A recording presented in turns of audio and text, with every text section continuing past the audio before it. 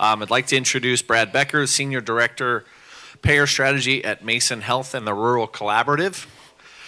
He has a strong focus on revenue cycle and payer contracting. Brad has worked with organizations ranging from critical access hospitals to multi-state systems in Washington State. He's been an active volunteer with HFMA for over 20 years, holding various leadership positions. Please welcome Brad Becker. Thank you. And you can hear me fine? Good. So just kind of reflecting in the finance track, well, Jeff, I attended his presentation and a lot of incredible technical information and so forth. In terms of the spectrum, this really focuses on relationships. And I think it's obviously in our industry, particularly hearing about automation and AI and how technology will hopefully streamline, bring efficiencies into the processes. Those of you who attended Jeff's session, I had kind of a complex question I asked him at the end, talking about, well, if we have automation, then just think about if we have processes and we start to use some of the same technology as we're looking at levels of care, or if we're looking at certain clinical or operational decisions in our organizations, will that start to align better with the payer's end? Because again, I asked about if you have the Milliman criteria or the interqual criteria or the Optum-ED optimizer that looks at levels of ED care and adjusts them. Will this technology make us more aligned and maybe decrease some of the friction? Well, while it may or may not, I think it still comes back, particularly in the provider-payer realm. Even with technology, even if we move to this almost utopia down the road, there's still that we will, unless our system gets completely blown up, we will still have that payer-provider dynamic. And it's important to realize, of course, one of the famous, often cited phrases, insanity is doing the same thing over and over again and expecting a different result. So what I'm hoping to share with you this afternoon is something that my organization undertook. Let's think of something different. Yes, we still have our payer relations, and I'll describe in a few minutes my role as Senior Director Payer Strategy. I'm very involved in payer contract negotiations that maybe some of you in this room are also intimately involved with. But even with those types of activities, and I've been doing this on and off for many decades, the Rural Collaborative still thought, okay, again, we keep doing the same thing over and over again, and we have greater frustrations, greater challenges. Can we stop and do something different? And so that's the story, the journey I would like to take you on this afternoon. Just a couple things. Yes, I'm from Washington State, and our organization is based in Washington. But I think many of the processes that we've undertaken are universal. They're not specific to Washington State. Yes, you'll hear some aspects about our structure that's unique, but I think there's elements that if you're a system in Oregon, you can apply these and try something different. Because again, unless you're 100% satisfied with your current provider-payer relationships. If they're wonderful, if there's no issues, then if it's not broken, don't fix it. But I'd be surprised if anyone said that they're 100% satisfied with their relationships. The other thing I think is important is I attended Sean's presentation this morning from the Hospital Association of Oregon, and a few times he mentioned some similarities in the West Coast, Washington, Oregon, California, and so forth, all very, progressive states. I think there's times there's almost like this, I joke, this legislative competition between Washington and Oregon, who can get the most progressive, and he was talking about all the bills that were passed and so forth or being proposed, and it was impressive because he indicated you have a part-time legislature. In Washington, it's full-time, so you can imagine how much extra time they have to propose even more bills and to tweak with the healthcare system. And so in that regard, I think we have a lot of similarities within our state. So with that, and then also I think finally, a lot of the same payers. Obviously, MA plans can cross state boundaries. While they're licensed separately, we have some similar Medicaid plans. Of course, you have the Blue Cross Blue Shield, where Blue Shield in Washington is aligned with Blue Cross Blue Shield of Oregon as part of that Regents group. So there are quite a few similarities between our state.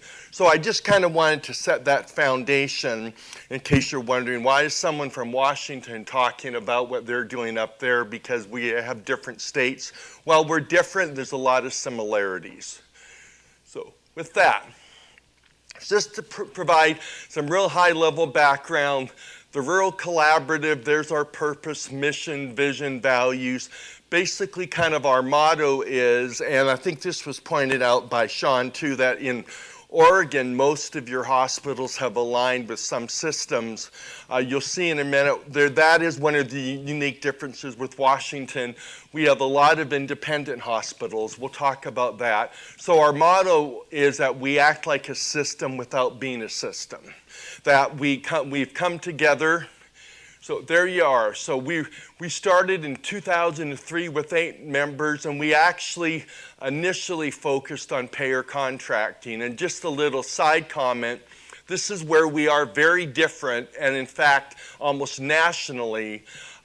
In Washington, we've got over 30 public hospital districts, tax-supported rural public hospital districts, like a school district or fire district and so forth. And about 30 years ago, a regulation was passed that under the regulation in Washington, the RCW, it allowed rural public hospital districts to come together and collectively negotiate contracts and not be subject to antitrust. And so that's key. And so that was the foundation that allows us to come together and jointly negotiate contracts with payers. And that's what I do for a significant part of my job. What I'll immediately just share right now is that this presentation, though, is not about joint payer contracting. I think when the organization came up with this idea, they thought it would naturally lead to it. Now that we're a year and a half into it, this isn't about joint payer contracting. Thus, where I believe there is applicability beyond Washington in how we're just trying to work with and approach our payers and build a relationship. But again, just to give you a sense of who we are, again, we have 28 members, 29 hospitals. We're in 24 counties across the state. We serve over 300,000. Of our hospitals, 25 are critical access hospitals, 4 are not critical access hospitals. So if you know the map of Washington, basically you can see we cover basically every geographical corner of the state. Where you have big gaps like Yakima County, there are no public hospital districts in that county. To be part of the collaborative, you have to be a rural public hospital district so we can meet the requirement to do joint payer contracting. Now we're doing other things beyond that participants don't have to be a rural public hospital district. But again, so that gives you a sense of who we are. So in that regard, when you look at us, we're one of the largest systems in Washington. Okay. So, again, what do? We act like a system without being a system. We join forces where it makes sense, and as with most organizations, we're involved in the PDSA process, continuous evaluation and discussion. So, like most organizations, we have our strategic plan, and so this is our current one. And the first one, and this is one of the foundational aspects, is, and it's interesting, 12, 13 years ago, I worked for a rural public hospital district up Cedar-Woolley, Northwest Washington. We were part of an earlier iteration of the collaborative, but we were in an environment, in a dynamic where it was a struggle for us to work independently, to survive and thrive independently. So in 2014, our hospital, and when I was employed there, we joined the Peace Health system. So I became a Peace Health employee, and while the hospital district owned the land and the building, signed an agreement, a 40-year management contract for Peace Health to run that hospital on behalf of the district with the larger support of that system. Today, United General Medical Center is one of the 10 Peace Health hospitals. It's thriving in its community. It's serving it's serving the residents of that tax district. People still pay taxes into the district, but the district operates certain services that United doesn't. Well, that was successful for United General. We have many hospitals around our states, and their boards do not want to lose that type of autonomy and independence. And so part of that decision is, what can we do collectively, again, to act like a system? And so that's what we're doing for independence. We're obviously focused, we all know the challenges of rural health care in terms of accessibility of workforce and so forth, and access to care. And then this middle ground, as part of our strategic plan, is kind of our nuance, our differentiator, that we are able to collectively sit down and negotiate contracts with payers. The first example of that, I actually worked at another rural public hospital district, and we negotiated with our Blue Cross plan back in 2002. And we sat down for the first time and they had a new contract they needed to roll out. 6 of us came together, and we were able to successfully complete those negotiations. Okay, so I think for this, again, establishing the public message. So this should be no surprise to anyone, but I think it's important to realize, and I think some elements or questions of this came out at the Oregon Hospital Association presentation this morning. But as we talk within our organization, this first bullet, you can probably say that particularly in this time in our country where things are divisive and different opinions, their first bullet may be the only one that we can say that actually everyone in this country agrees on. I don't think anyone is out there saying healthcare is not too expensive. So we know that. Those of us in the industry are very well aware of the second bullet, that no magic pill exists to individually address the issue. Even if there were a handful of things we could have done in an industry to significantly lower the cost of health care, I believe we're all intelligent and talented enough we would have done it. Anyone who's been in this industry for years and years and years understands the amazing complexity and the reasons why the U.S. healthcare system is where it is, why we have the highest administrative costs, and yet some of our quality outcomes lag behind other countries. We know that. So, there's no one magic pill. Part of this new thinking, and this started, actually, I should just backing up. I've been in this role, it will be 2 years this July of 23. However, previously I worked at Mason Health, who was one of those, I'll go back real quick.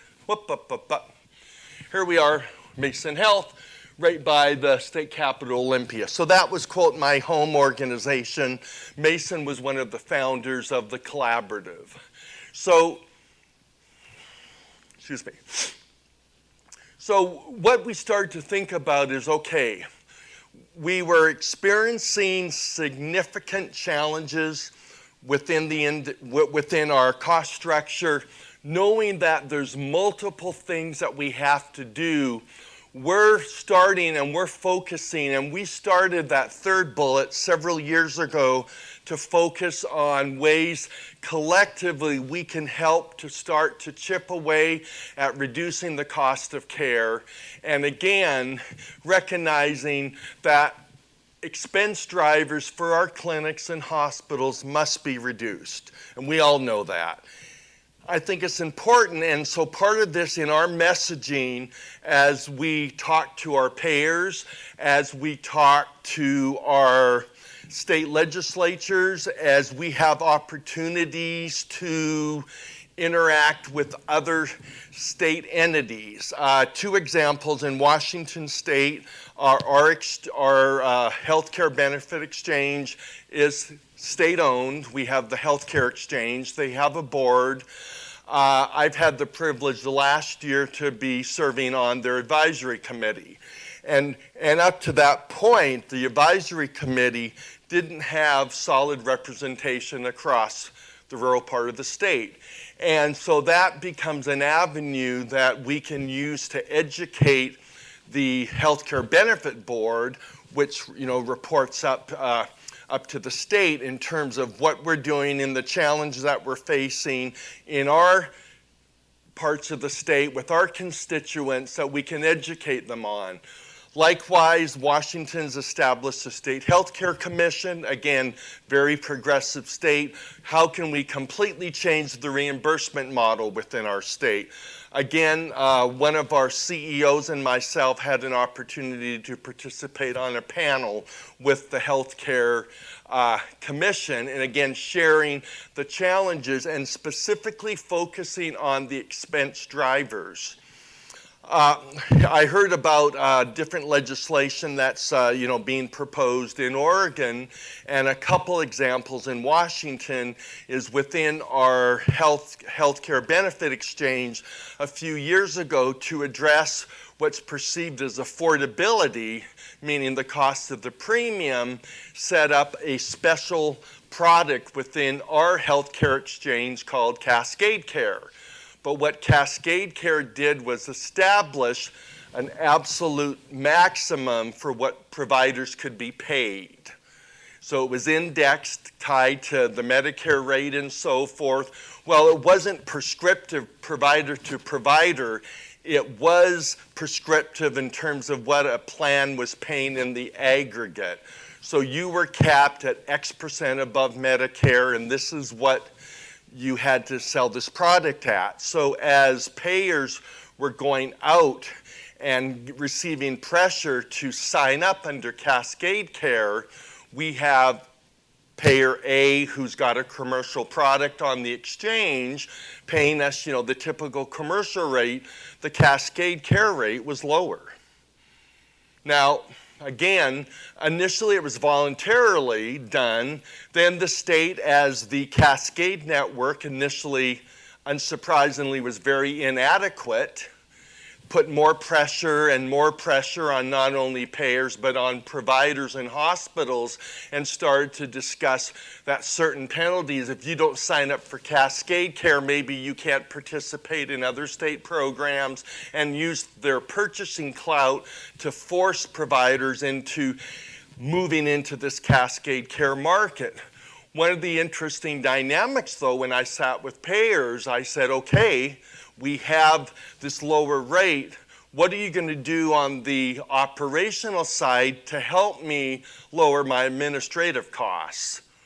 The CFO at my home organization, Mason, has a kind of an interesting comparison and dynamic that he uses when he's looking at private payers, whether it's in the commercial, even the Medicaid or Medicare space. And his thought process is, we may have a range of payment methodologies. I may have a payer who, or he'll even use Medicare, a low payer, but Medicare, traditional Medicare is low hassle. And when you think about it, you don't have the authorizations, the rules are published, they have their annual updates. Yes, they could do some audits, but compared to most other payers, they're pretty low hassle. So Again, his perspective is, you can be low payer and low hassle. I may have some commercial plans that pay, maybe it's 80, 90% of charges. They pay really well. They could have prior authorization requirements, and they could be kind of high hassle. But again, high pay, high hassle. Okay, we can't have low pay, high hassle. That just doesn't fit.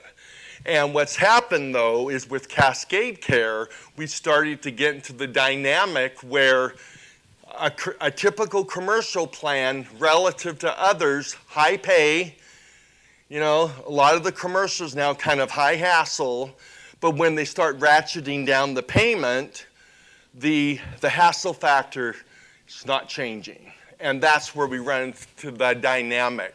Just one more comment about Washington is this year, and you can see where this train's going, the latest law now started to put caps on the public employees and state employees. So because up in Washington, there's a significant budget crisis, budget deficit this year, several billion. They had to address it. And one of the ways they addressed it, of course, is saying, okay, for our hundreds and hundreds of thousands of public employees, similar to that Cascade Care model, we're going to cap it like 200% of Medicare or something. Luckily, rural facilities were excluded and I think part of that, I believe, was with some of the education that TRC had already been doing out with the states, telling our story, showing our data, explaining the struggles that we're having. But still, that cap has been put in place. Once again, though, for the public employees and state employees, nothing was being done to address the administrative burden, the operational costs, etc.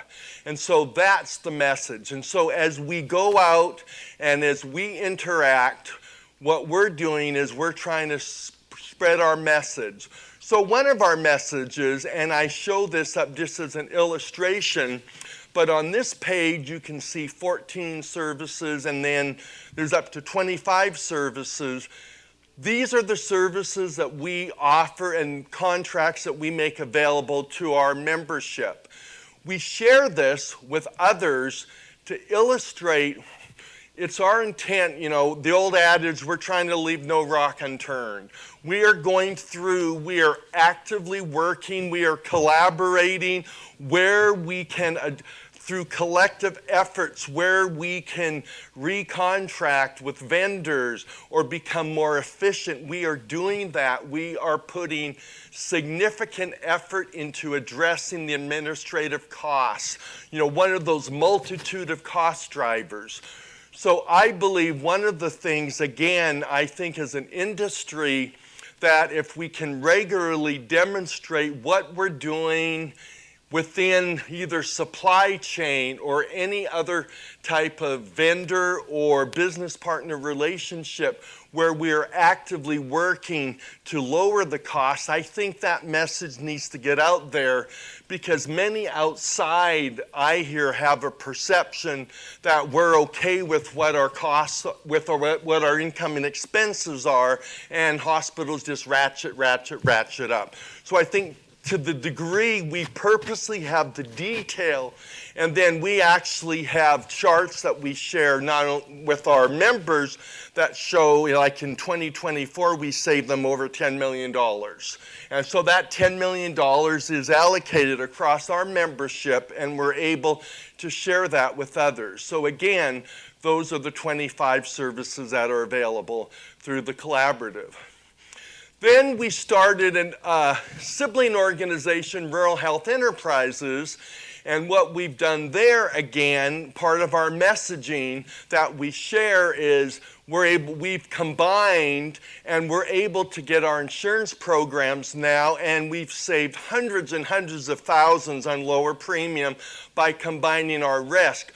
What's interesting about some of these programs, including the delegated credentialing program, because as small organizations, you're all aware most payers have a minimum provider threshold to do delegation. One of our 28 members meets that criteria. The rest of ours don't. Collectively, we have over 800 providers, so we're able now to have delegated credentialing, which again is a time saver and a money saver. Once again, independently, are any of these going to significantly by themselves tip the cost curve? Absolutely not. But again, going back to that premise a few slides before, we know our cost system is driven by hundreds and hundreds of different details and dynamics. But we've taken the position we have to start to chip away, and we have to do this. What's interesting about these programs is we actually have other hospitals in Washington. You don't have to be a member to participate in those. You don't have to be a rural public hospital district. So we actually have others coming to us. And with many of these programs, with LabCorp and others, the bigger the bucket, the lower the per cost is. So we actually continue to save. So I've spent a few minutes talking about this because I think it just illustrates that in our messaging that we take out externally, we want to be very clear that, again, we're leaving no stone unturned. We're looking at every savings opportunity, and these are the savings. These are the expenses that we have actually been able to reduce. We're not just sitting back and when we get hit by expense increases, simply passing it on to the customer, on to the payer. It is an absolutely concerted effort to do so. Again, so yeah, we're up to 700 in terms of our delegated credentialing and processes. So that's what we've done on the delegated side. Interesting, the two Blue Cross Blue Shield plans have been a little bit hesitant to allow us to do that. And so that's one of the things that sitting down with them then in negotiations, we have tough discussions because again, it's documented. We know these delegated programs save time, effort, and money. You no longer have to have going out to multiple payers with information. You submit it to the one entity, and then they broadcast it out. It is an absolute savings for the organization, and so our question to them is, why are you not supporting this cost savings effort? Okay. Then we're actually even doing our own staffing agency. We've started that up. Again, no disrespect, temporary agencies are great, but they're a business and they have their profit margin. So obviously we have to cover our expenses, but again, we're able to offer lower rates to our members and have providers that are focused on our membership. So that's the operational side. That's the business partner side. Let me pause a minute. Any questions before I get into the meat of the Administrative Simplification Initiative? Yes? Yeah, we want to keep them running, so. Thank you. Yeah, quick question. Yeah. Just around what goes into some of the decision-making process as far as assessing the needs of the group or of the collaborative and saying, here are some of the things that we're looking for from a technology side or from a vendor side and that would best support our hospitals? Yeah, that's a great question because until about a year and a half ago, if we could look back, these are the last 5 business partner contracts we signed, and they probably went 5 different ways and had 5 different pathways and so forth. So we have a director who handles most of those business partner agreements. So she actually put together, as probably many systems do, we now have our flow chart of processes, and they can start certain committees, maybe a lab group, because the other thing I didn't show, but we actually have, I think it's about 12 or 13 official committees that approved by the board that meet typically on a monthly basis. We have the CFO committee, we have the medical officer committee, the compliance committee, the lab, the major departments. We call it the revenue integrity committee, but it's a combination of rev cycle and payer contracting issues. And so we've structured that, and of course, logically now, any contract now, ultimately, it goes through the CFOs. Because, it seems obvious, but 2 years ago, we had contracts that the CFOs didn't know about. Yeah. Okay, so once again, I shared, the common saying, insanity, doing the same thing over and over again, but expecting a different result. So it is interesting because this process started, it was September of 22. Our CEOs who make up the board of the collaborative have an annual retreat. They were at their retreat in September, and it's interesting because even though that's only 2.5 years ago, as we were talking about some of the challenges with the administrative processes and so forth, the Managed Medicaid Plans in Washington, we refer to as the MCOs, those in aggregate seem to be the group that were creating the greatest challenges for our members at the time in terms of just various administrative and operational challenges. Probably not surprising to the group, but if this project had been starting today, of course, the discussion would have been Medicare Advantage. And I think back myself, because 2.5 years ago, I was overseeing the revenue cycle process at Mason Health, and I would concur when I heard, this initiative was starting to ramp up, that 2.5 years ago at Mason Health, collectively our biggest challenges were with the Managed Medicaid Plans. As we've seen, it's literally the last 2 years that the MA enrollment for rural has just skyrocketed. And so from one, I think just from the volume of patients, and then two, whether you're rural or urban or suburban, the behavior, just the changes, the denials over the last 2 years now that we're a few years removed from the pandemic have just escalated.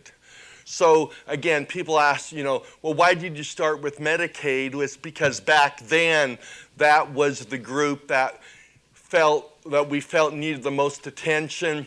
The other part is in Washington State we have 5 MCO plans. It's defined. Unlike MA, you don't have them coming. The state awarded the contract. They may rebid in a year or two. You don't have plans coming in and out and changing every year. While they can change counties, they're significantly more stable than the Medicare Advantage population. And I don't know what your experience here in Oregon is, but in Washington, it's like a revolving door in some of our counties. They're in for a year or two, they're gone. They're in, they're out. In my home county of Mason County, 2 significant payers, Regents and Aetna, both left the county last year. One of them had been in for 5, the other for 3. We have, just constant churning. So we had stability with the MCOs, plus there's 5. And then, of course, in Washington, the other dynamic is in dealing with administrative operational processes. Washington, there's no patient balances on any Medicaid products. They discussed but never implemented a co-pay or other mechanism, so the patient pay component can be completely left out of the equation. So the interactions on our processes are solely between the hospitals, our districts, and the MCOs. So it made sense for us to start with them. So again, what we did was, and I'll go back and forth between these 2 slides, But basically, June of 2023, we issued a request for information. We did a formal proposal document, and we sent it out to the 5 MCOs in Washington. And what we told them was, again, we wanted to focus on improved efficiency, reduced administrative costs for all parties, and positively impact the delivery of care in Washington rural's community. Again, that's a statement, anyone could replace, in Oregon's rural or Oregon's urban or whatever. I mean, I think it's translatable. There is one important aspect, and you'll see this through the presentation, and I'll talk about it now, and that is, not to oversimplify, but within the denial world, we have those, or operational processes of denial. Then, basically you have 2 outcomes: you're paid, you're not paid, and so forth. Some of the items we're not paid for can be pretty black and white. We've all talked about placement issues. If you're, clearly a patient needs to be discharged from the hospital, there's no place to place them. That's, a societal issue. Few of us will argue, though, that that patient still meets medical necessity requirement, needs to be in the facility. I mean, there's certain things that are, even if it's a denial, we're pretty cut and dry. In Washington State, there's certain procedures that Medicaid provides that absolutely the patient consent must be signed ahead of time. It's codified in the regulation.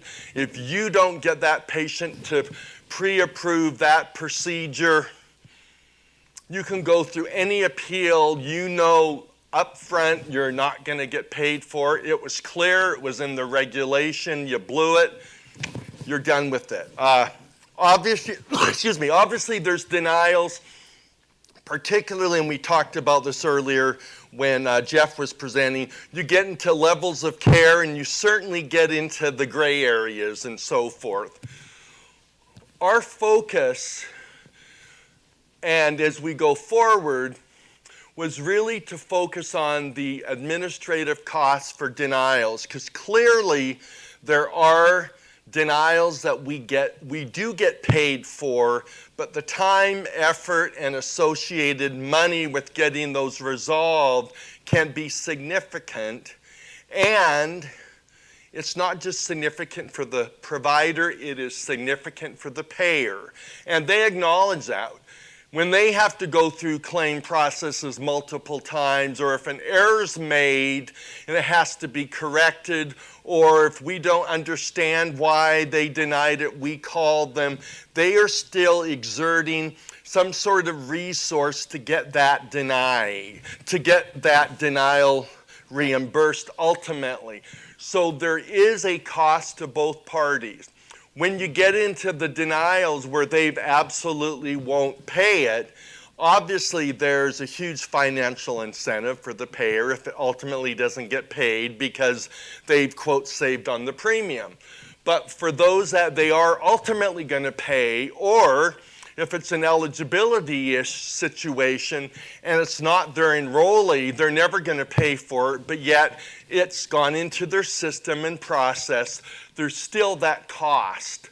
And so the theme, we made it very clear in the request for proposal, while yes, there's certain administrative processes that we want to get improved upon, and as a result, services that we're currently not getting paid for, we purposely focused on those that we ultimately would get paid for that had the double impact to our organization.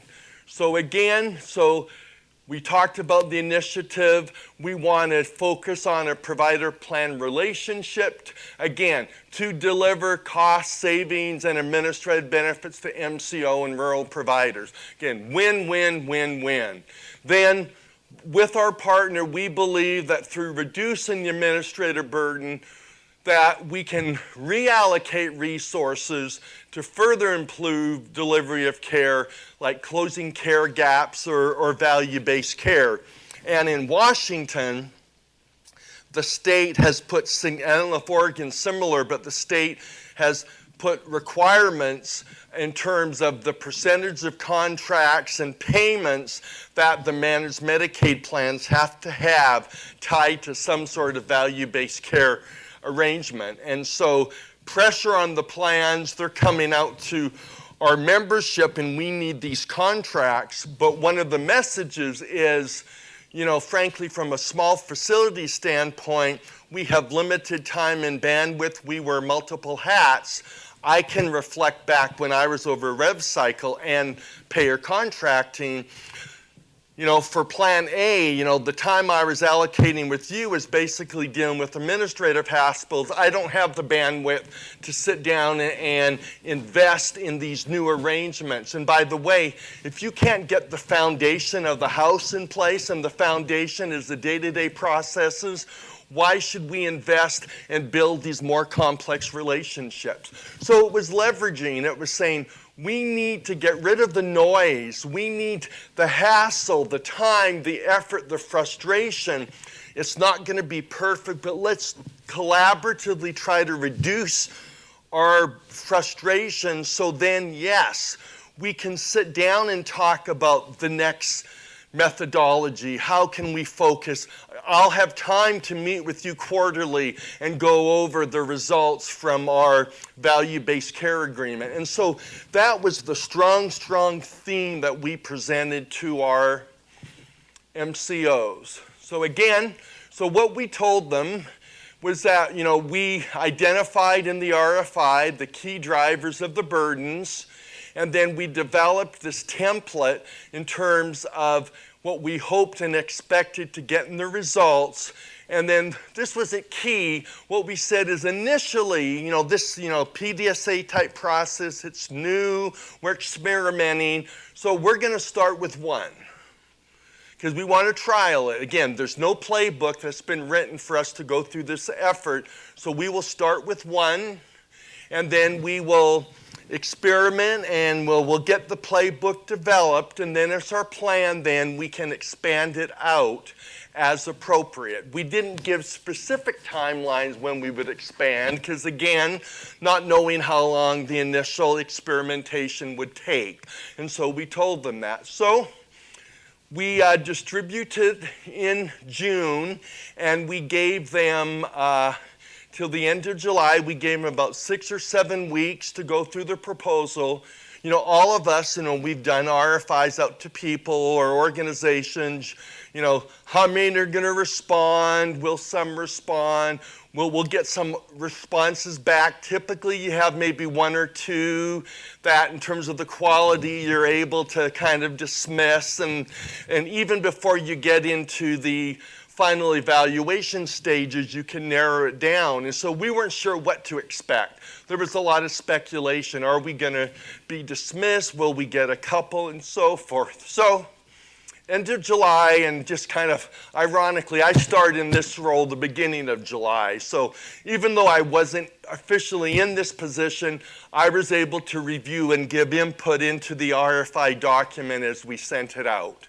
So waiting, anticipation, and you know, I got some questions back and a few inquiries. That was good. We got, you know, mid-July. It had been 4 or 5 weeks. No proposals back. Okay, that's, you know, that's fine. Got closer and closer, and I would just send out, hey, to the independently, just, you know, just letting you know again, as a courtesy, that the due date, I think it was like July 26th and so forth. So starting July 24th, proposals came in. By July 26th, I received all five organizations responded. And interesting, as we went through them, it was, wow. You know, they had 6-7 weeks. You know, they spent 6-7 weeks. I was blown away, the quality and just the thought and perspective. There were a couple payers that people had dismissed right away. And I was like, look at this proposal. I mean, it's amazing. So we had kind of a, you know, what they call a good problem, because now we had 5 solid proposals that we had to evaluate, and we still believed, and I strongly advocated, we need to start with 1. We've got to scale this down and focus and do it right. Was also interesting, so we set up across our membership, there were about 7 other individuals who volunteered. A couple were CFOs, some were revenue cycle directors, one was a payer contracting director at one of our organizations to form the evaluation committee. It was also interesting in that, we're all human, and going into this, we all had our biases. And particularly if you've had a payer that most recently did an audit or they loaded a contract wrong, being human, it's hard to, separate that and, not, vote their proposal worse or something. And so what I did was we had our 7 major criteria.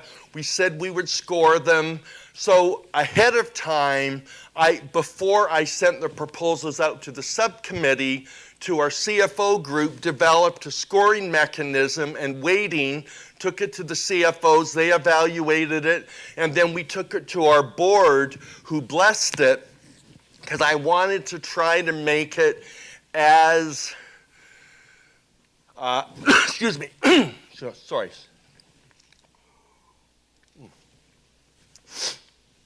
I wanted to try to remove as much bias as possible and try to make it more of a mathematical calculation. So that's what we did. And so across that, we did the weighting, and then just, based on the collective input and the criteria, in September of 23, we did determine and got approved by the board that actually it was Molina Healthcare of Washington who scored the highest.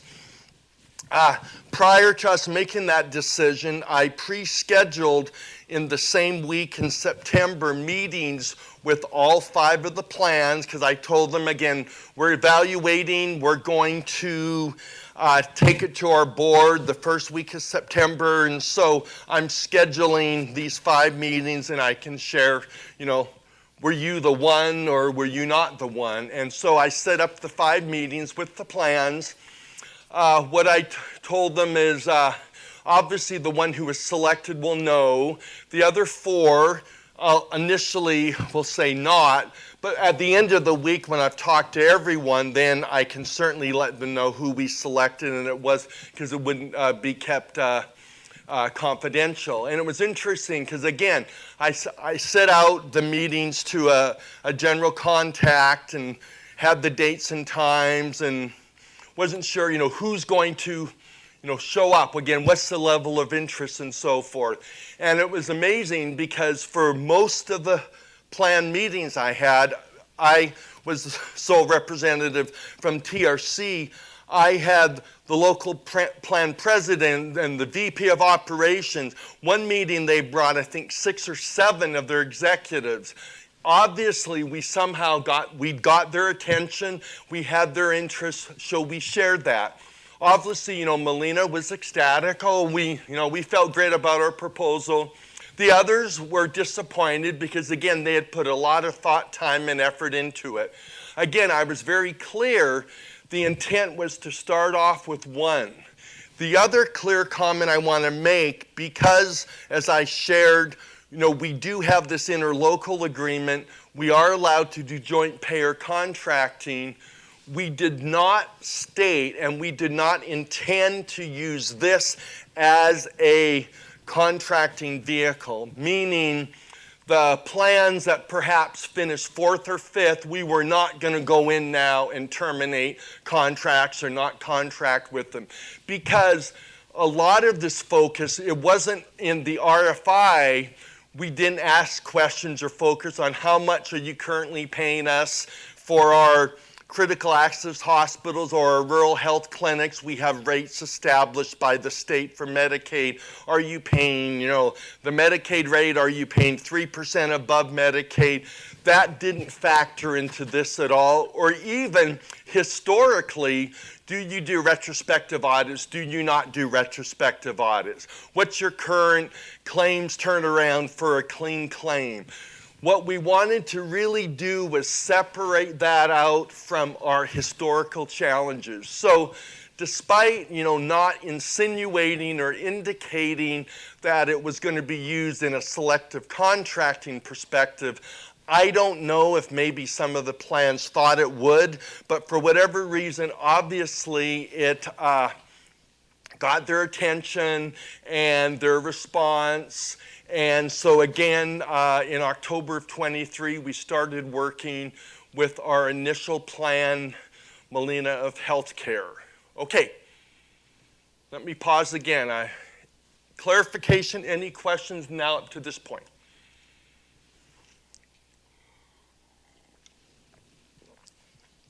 And again, I'll just say, as we're working on this, yes, we have a unique relationship and structure, but I believe whether you're a small system or even if, because we're not doing, in this aspect, we're not doing joint contracting, I think it does provide an opportunity for providers who aren't in an exact rural collaborative type organization to try to reach out to payers and to try to take a different perspective and angle in what you can do and how you can address some of your operational challenges with them. So, okay.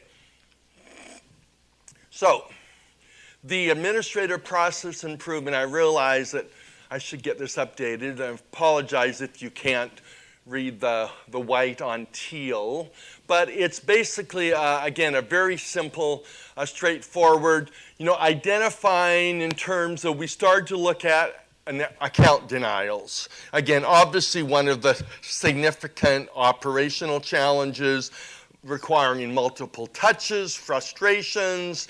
Again, as Jeff was giving examples earlier this afternoon, we know the process, some of those can cycle through multiple iterations or go off in multiple tangents. And so part of it is we set our framework, again, identification of controllable versus non-controllable, and then we went through and mapped the process and the value stream.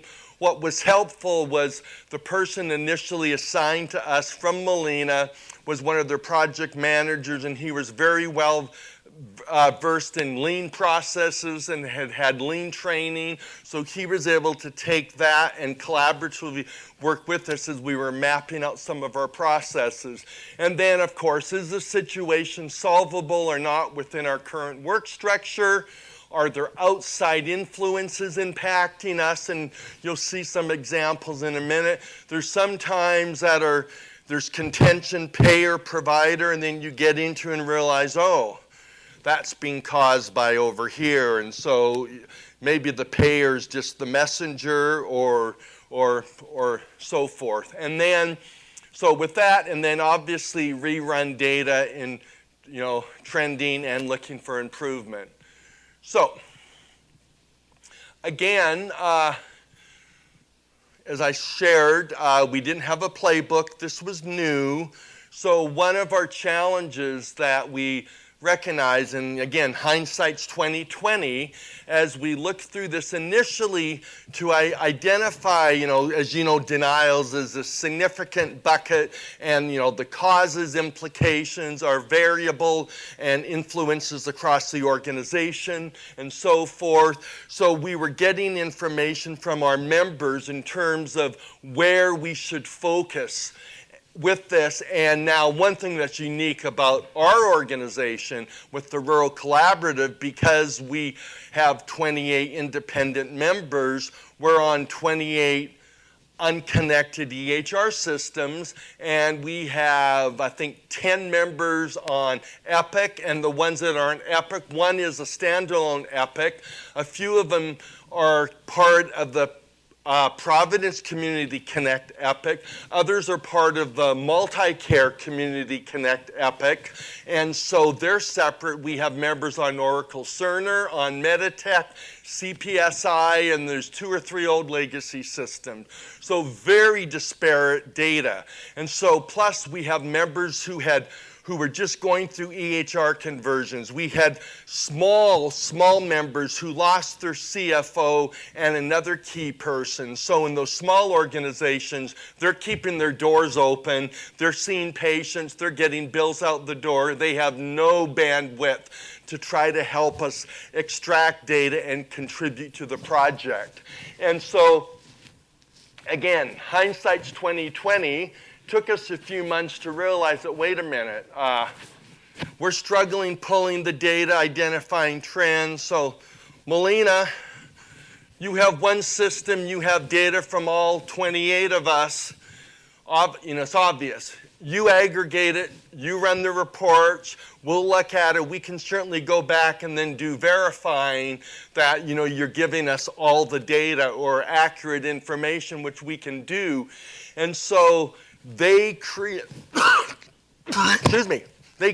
a dashboard, which you'll see some examples of in a minute. We also realized, even though there was no PHI involved, obviously if we're looking at overall trends, if we need to delve down into detail, then the payer can deal directly with the hospital. An advantage I had, since I'm technically employed by Mason Health, one of the members, I was actually able in many cases to kind of serve as kind of an initial test, in that if we were drilling down in information, they could provide it to me, and I could drill down and I could look at Mason Health PHI information as an employee of that particular organization. So getting payer data was key. Even though it wasn't PHI, we got into the process, and then their attorneys raised their hand and said, wait a minute, we still need this data sharing agreement, because even though it's an aggregate, we're sending you information, TRC, from all these other members, even though they're members of your organization.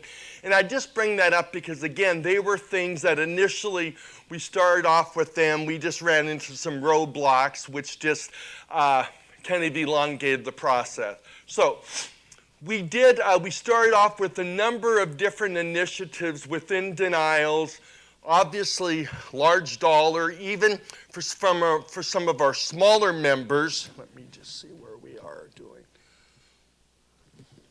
Okay, lots of time. Okay, so even though our some of our small rural members still can have large dollar accounts, Mason Health, I know compared to some of the larger organizations, Mason Health can still have accounts, 100, 150,000 or so forth. So what we decided, though, in terms of our universe, our membership, we defined large dollar accounts as anything that has a bill charge over 50,000. Because again, at the 50,000 level, while for some of our members it's not as material, in aggregate, one account, $60,000, $70,000, can have a measurable impact on AR. So this was one of the data points. Again, Melina pulling the data, they went back, and for 2023 across our entire collaborative that we saw, we had 405 accounts over 50,000 that had some sort of initial denial. Now, most of those were subsequently paid. We may have had a few that weren't. But again, even if they're paid at that threshold, not only is it a financial impact to your AR, but just, these are accounts that you follow up on. Obviously, sometimes for some organizations, they may have thresholds, or if it's a small enough denial, there'll be cursory follow-up or minimal effort. For all of our members, charges over 50,000, you take that and you work that till the end. And if it means multiple appeals, it's multiple appeal. So an incredible amount of resource, time, and effort disproportionately goes into charges above 50,000. Now, for some of you in your larger organizations, maybe you know, and Molina itself, they shared their definition of large dollar is an account where the allowed amount was over 100K. I mean, that's within their system as they categorize, but they recognize for our group 50,000. So, interesting, but shockingly, the number one reason, even for large dollar, was service not covered by this payer. An eligibility issue. Not prior auth, not, you know, we're talking about a pretty black and white. Now, prior auth notification absent, that was number 2. So that kind of starts to get into payer. And then missing, incomplete, invalid provider attending number. I talked earlier about the consent form. This is one of those items, particularly again in Washington Medicaid, and I'm sure Oregon's similar. Washington has requirements, and under certain things, the Medicaid plan, you will not pay an account for X if this happens or this scenario. And the consent form is one of them, and if a managed plan pays it, when they're audited by the state, they get their hands slapped and penalized because they should not have paid that claim. So that came on there. And then, you know, COB, you know, coordination of benefits is always a challenge within our industry. So again, over 2023, we had 405 accounts. 40% of the 405 were these reasons. And so we started drilling down, and again, you know, looking at the reasons, we put a subgroup together. We had meetings, we went through processes. You know, what were the primary drivers?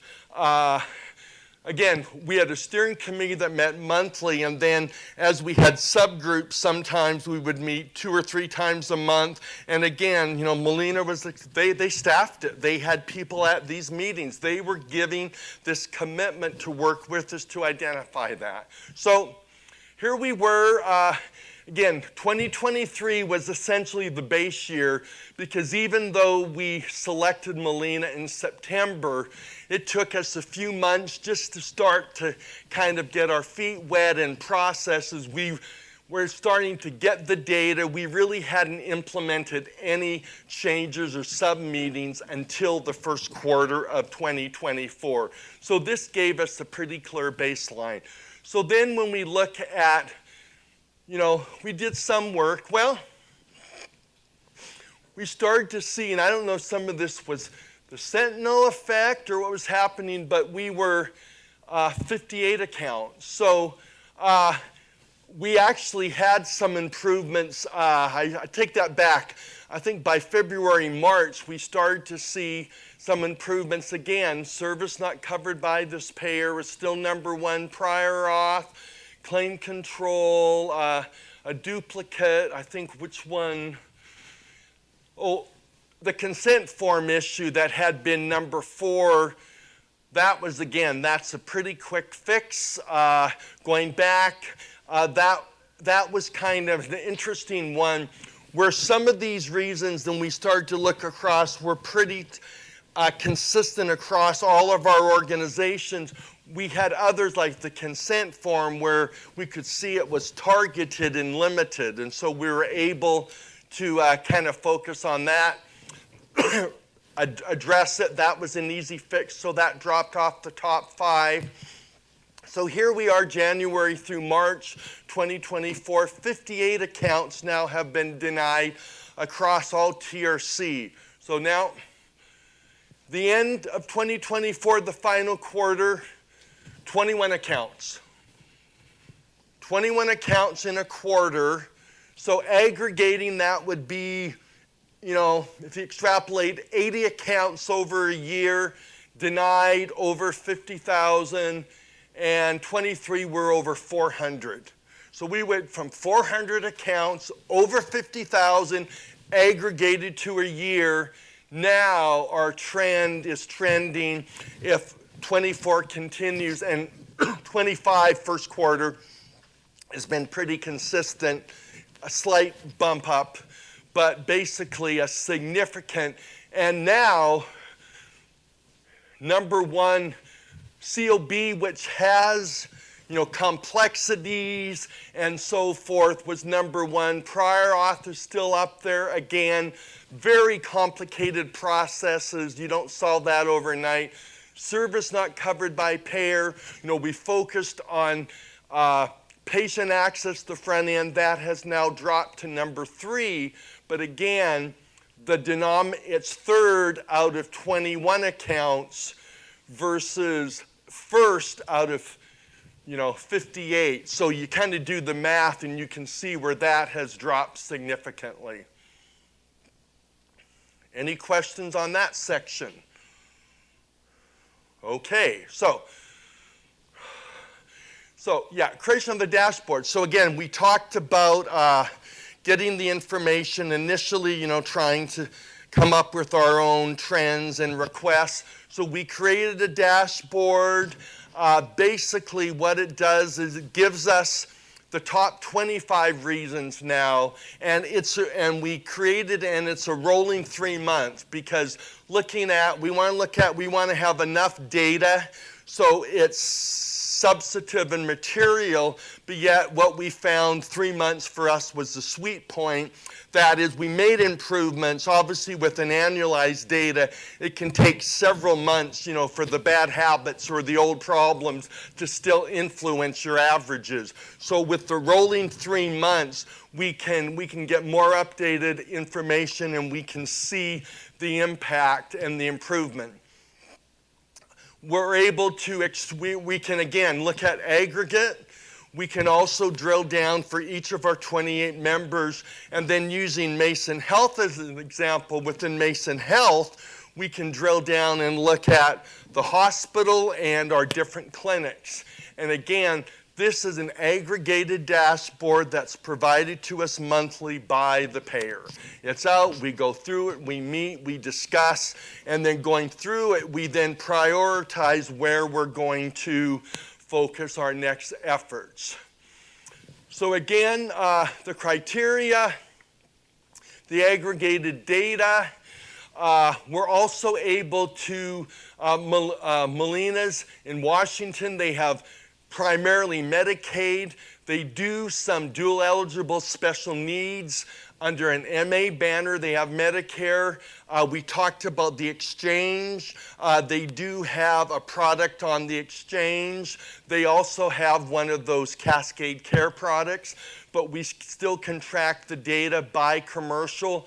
Predominantly, like using Mason Health as an example, over 90% of our Molina data is Medicaid. And so while we can have some impact on commercial and Medicare, it is Medicaid who has the predominant information. Again, we have TRC aggregate members and then detailed by facility clinics. And we also have information. We continue to track the high dollar claims now on the dashboard. Initially, they had to run custom reports to get that to us. Okay, so this was interesting, the NPI claims. You may remember that showed up on the large dollar reports.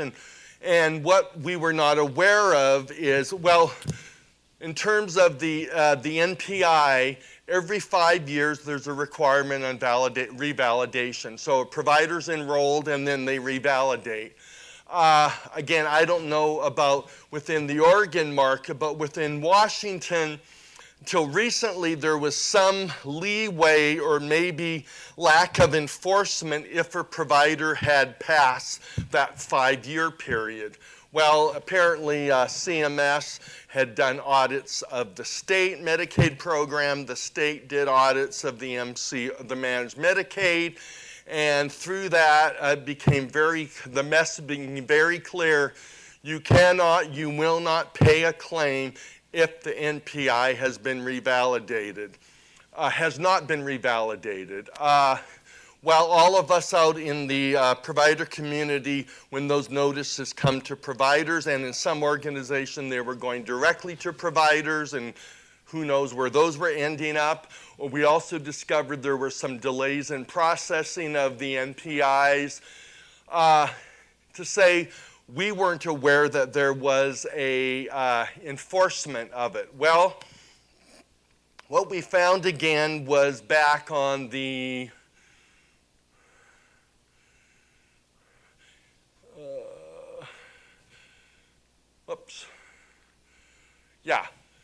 back in 23, the missing, incomplete, or invalid attending number, which was tied also to MP, we were finding that even late in in early 24, while not making the top 5, we were still seeing a large number of claims that Molina went in and said they were directly related to the NPI revalidation. And so we did a training course on that. We brought in, again, Molina made the PowerPoints. We had a couple of training sessions. The other area that was interesting is for behavioral health services only. And the coverage rules are extremely challenging, and I actually sat in one of the training courses, and I'm no longer involved in the day-to-day oversight of RevCycle, but I could appreciate after the end of the training why we were experiencing a high error rate, because of the conditions under which you would be covered under the BHSO program and not. And so that was another area where we did training for our membership. And so back to here now. So what we did was they started to, I'll explain this anomaly here, but they started tracking. July was when we started to do training, and if it was the rendering, the pay to, or the attending provider that the NPI was tied to, you can see the pay to was significant, but we were experiencing, again, across the whole collaborative, over 250 claims, and we did training, and we went down, we improved. So then we got down, well, still, we want to go lower, we're in the 100. Then, of course, March hits, it's like, okay, is this accurate? The wheels came off the bus, what happened here? And it was in the pay to.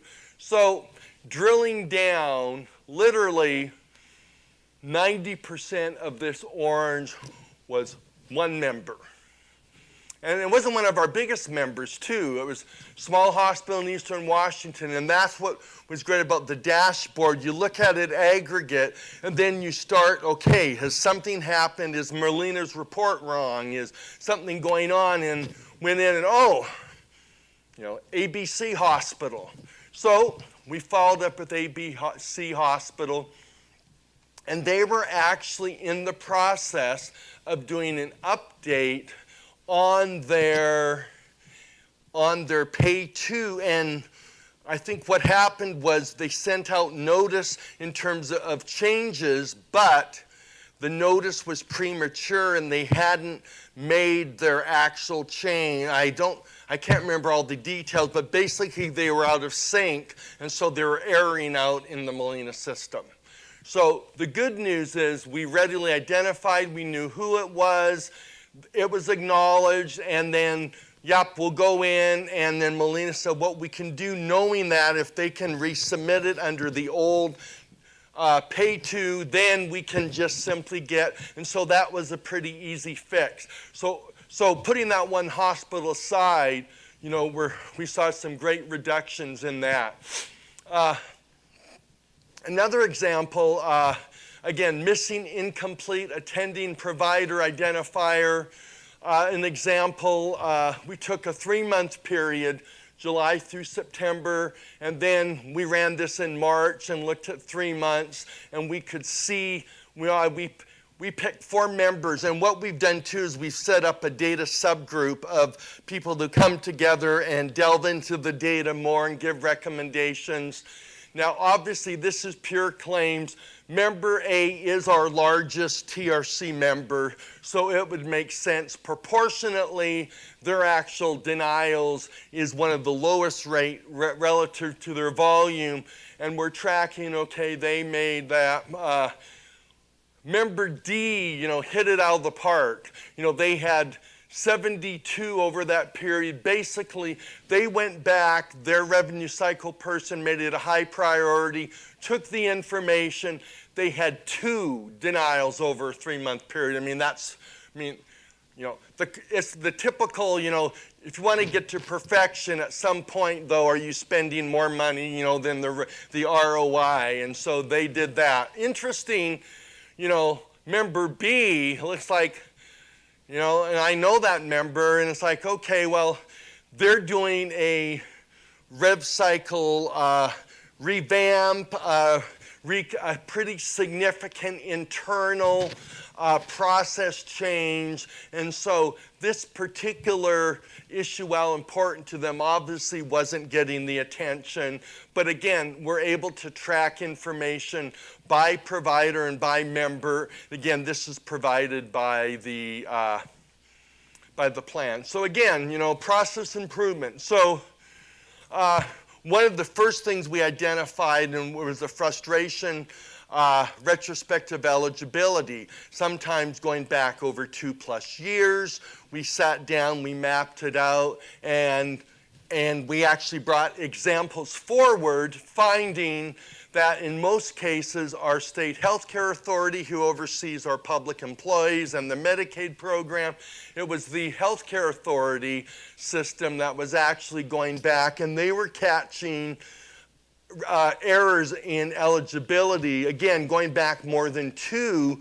When we tracked it, in fairness to Molina, when they were being notified, because their information they understood was up to date, like we thought it was, the healthcare authority came and said, no, you need to make this change.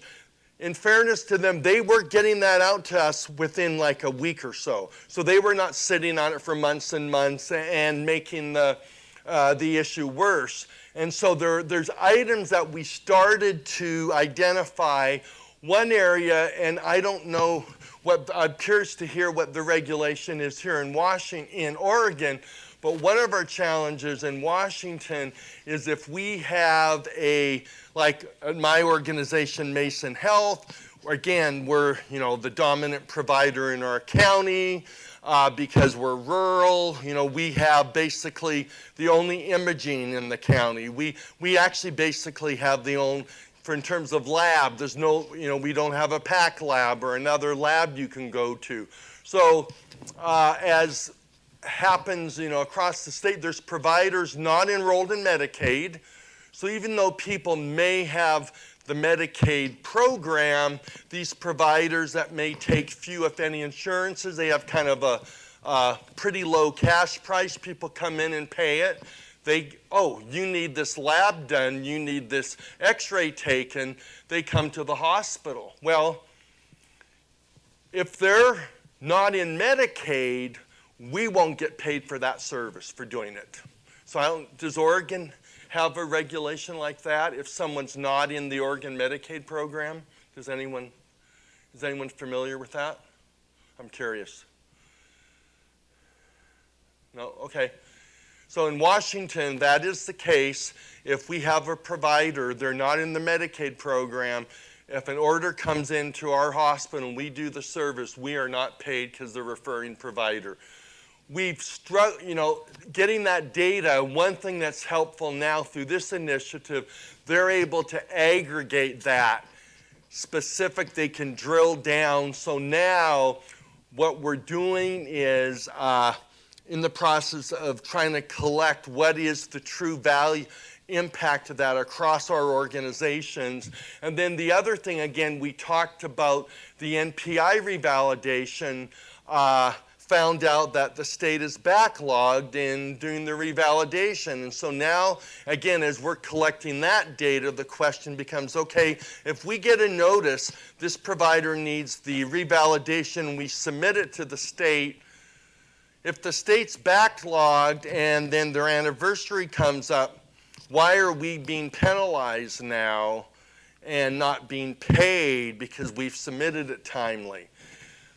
Having and starting to collect aggregated data, then the plan is to set up a meeting, to sit down with the state, and it's not anecdotal, but it's here. And we do have the additional leverage of, by the way, as tax-supported public hospital districts, we have this due diligence to our taxpayers, and even if we're not tax-supported public hospital districts, again, whatever doesn't get paid by someone, that cost gets added and passed on to everyone else. So that is a contributor.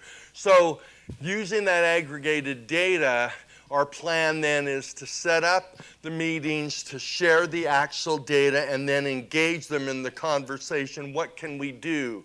Because again, do you anticipate what's causing retrospective eligibility going back 2 years? What do we do if I'm in Shelton and there's a provider who's chosen not to contract with you and I have property in Shelton, so I can ask as a taxpayer, why should I subsidize that service and it's not paid? Do we have to turn that patient away? Where does that patient go, state? Make it their problem, because this is an enrollee. We can't continue just to provide free care, because by the way, your complaint about the cost of care, as I talked at the very beginning, there's all these factors that add up to this overall, and hospitals are expensive, and because we're so expensive, on the PEB and SEB program, the state now wants to reduce the payment. So help us here on the administrative side. What do we do when someone refers? And by the way, with the NPI, if we submit it, do we maybe need to go to the hospital association that we get legislation that if we submit it timely and if the state doesn't get it updated, we shouldn't be denied, because again, that's not our doing. It's a backlog at the state, yet we're expected to provide care. Or do we just not see the state enrollees with those, say, no, you can't go to this doctor now, you're going to have to wait 3 months till the state can get your NPI revalidated. So having the aggregated data, we have found, has been significant. So, questions? Okay, so benefits. Oh, I guess I should, let me see. So, update timeline. So, again, trying to come up with the data methodologies, developing the game plan. We thought we would maybe be about a year and then we could expand it. It ended up being about a year and 4 or 5 months. And then in March, I started to reach out to the other plans initially, outside of Molina, and I said, okay, it took a little longer, but now we are ready to expand this. And even though it's been over a year, all of them greeted that with enthusiasm. So now we're setting up meetings, we're starting to get dashboards. They're not going to be identical. Very respectful of the one that Molina developed, and they kind of consider it proprietary, so that's fine. I mean, obviously the elements, if I want the top 25 denial reasons, I'll ask for the top 25 denial reasons. If we want aggregated data, I'll certainly get that, but we've respected the actual tool they've developed. But now we are rolling that out, and so, we haven't gone to every MCO yet. We definitely have expanded it to more, and we're continuing to do that. Now, probably our next step is we're thinking about probably taking this initiative to the Medicare Advantage plans. And so again, a little bit different dynamics. The MCOs, we have the state oversight, we have the governance. There's only 5 of them.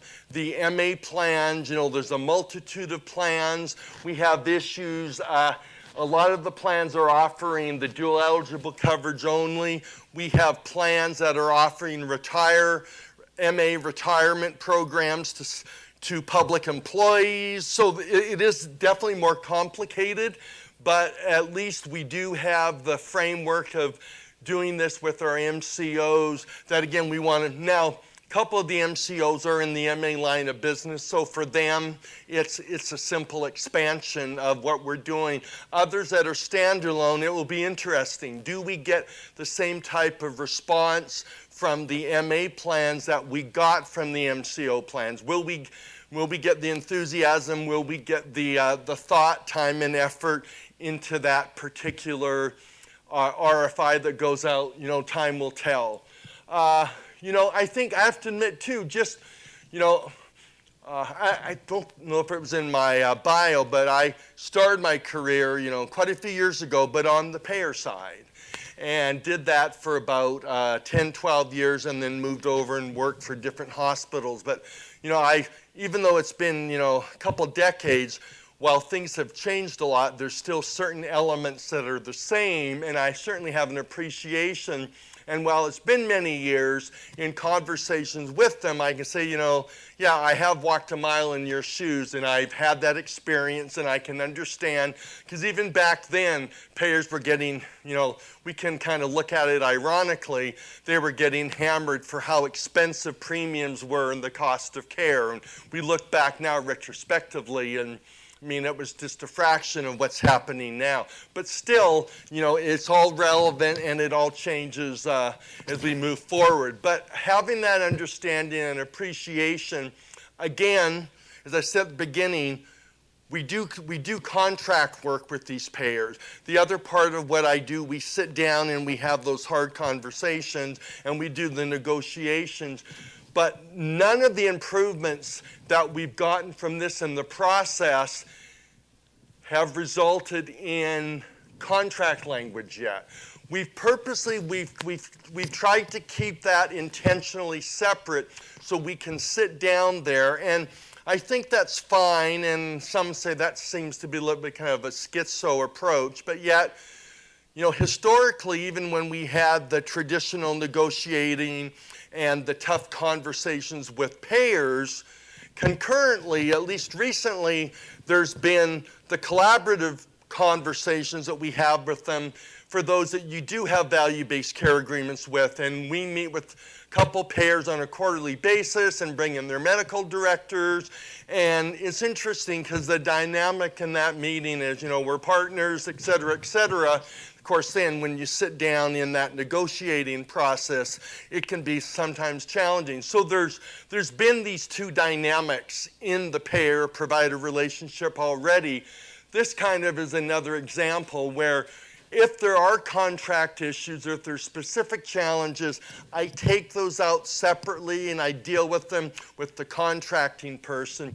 We're continuing to try to identify what can we do, mutually work together, and have the improvement. And as I shared, again, certainly, we've seen in a few of these initiatives some dramatic reduction in our denials.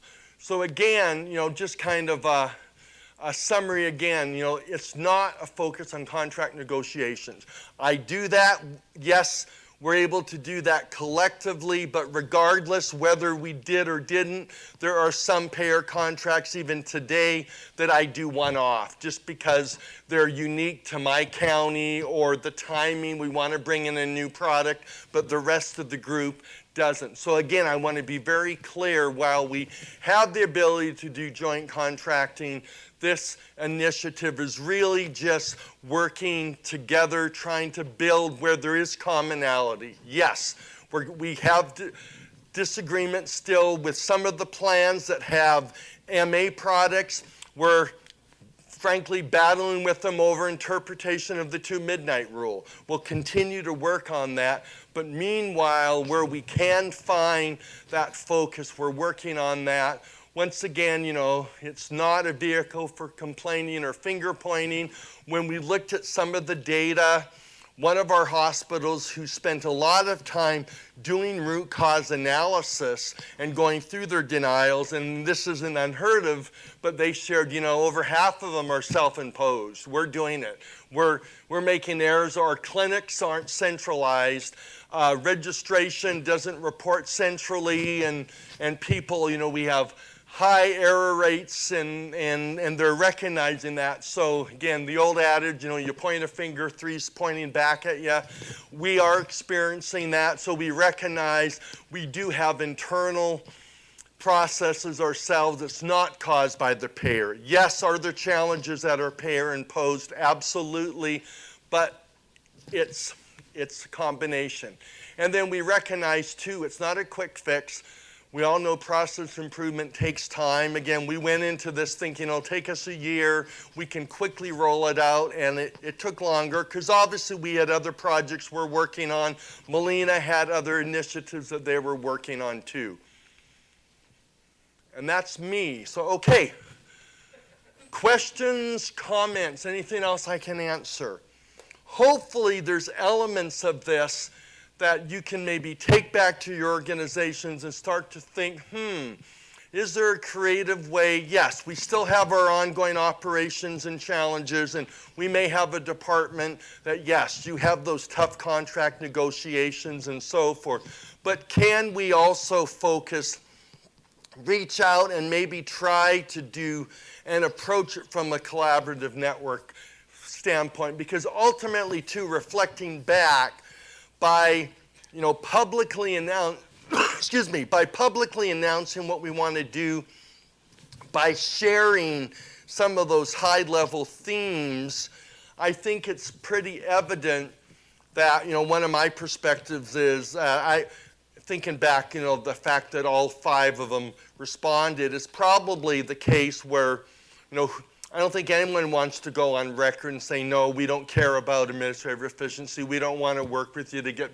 I think it just in terms of potentially establishing the public record, some may say it's, baseball, motherhood, and apple pie, but I think it's important to get that out there and to approach it from that perspective. I think it does create an obligation from the payer community if you focus on that versus, I want you to pay me more. Yes, through some of these efforts, are we going to get paid for things we didn't originally? Absolutely. But by not making it about pay me more and what can we do together to both lower our costs, then I think it's something that they can obviously ascribe to. And in Washington, the MCOs have done it. So hopefully there's elements you can take back to your respective organizations. If you have any questions down the road, get a hold of me. I'm more than willing to answer. And hopefully, again, there's some elements of this that you can find applicable. So any other final questions or comments? Right on. Okay. Thanks, Brad. Yep.